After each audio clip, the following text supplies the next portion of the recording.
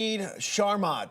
He's a German citizen and journalist who's also a U.S. national, but was born in Iran. He was kidnapped from Dubai in 2020 and taken to Iran, where he was sentenced to death by an Iranian court for charges that involved criticism of the regime. And joining us to discuss, Newsmax foreign policy analyst and the author of Iran, an Imperialist Republic and U.S. Policy, Walid Phares. Also here with us, German American activist, also of Iranian descent, and the daughter of Jamshid Sharmahd, Gazelle Sharmahd. Great to have you both with us. Gazelle, we're so sorry to hear that your father is still being held captive. Wondering, we know that you have been critical of President Biden for not including your father in a recent high-profile prisoner swap. He's still there, and as well as the Biden administration's decision to allow Iranian President Ebrahim Raisi to come to New York for this week's UN meeting. Share a little bit about your father's case and where things stand now. Yes, yeah. Let me just start off with a recent deal that we have seen, or what we call a scam.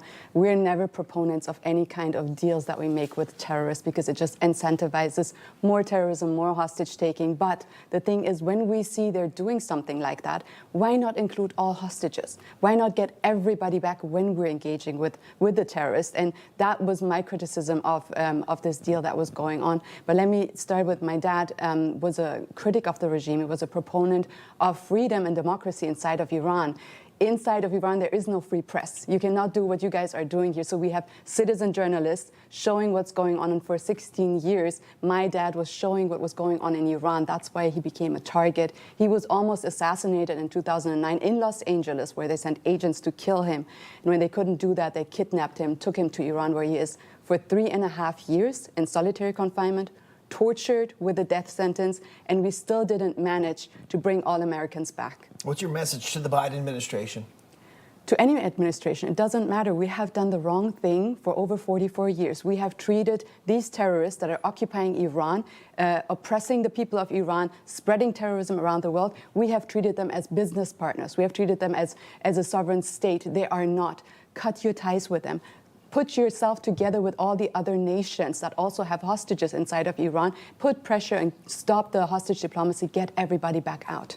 Walid, this is, I know, a topic that you know very, very well, of course, very educated on Iran and U.S. relations. What do you think of Iran specifically now with this administration, who seems to be very, very weak on any policy or sanctions? There is a weakness, and the Iranians know the source of that weakness.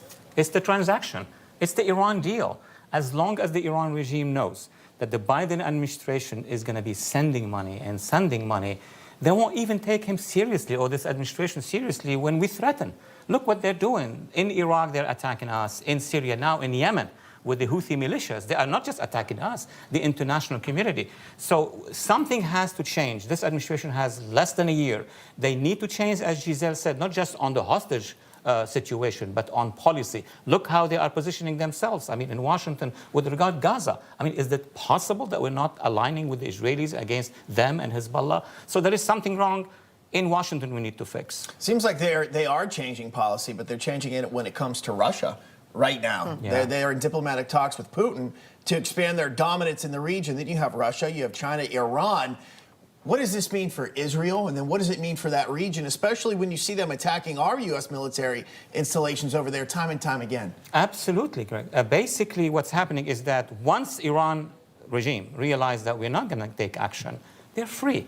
They're strengthening their relationship with Russia. They're getting money from us or from this administration, and they're paying for weapons from Russia. It's unbelievable. I have never seen any U.S. policy like this one. And of course with China, and that translates on the ground. You asked about Israel. It's more danger for the Israelis. It's not just going to be Hamas. It's going to be Hezbollah. It's going to be southern Syria. It's going to be Yemen. So we are kind of flying off the cliff. I don't know where we're going to land by the end of this administration.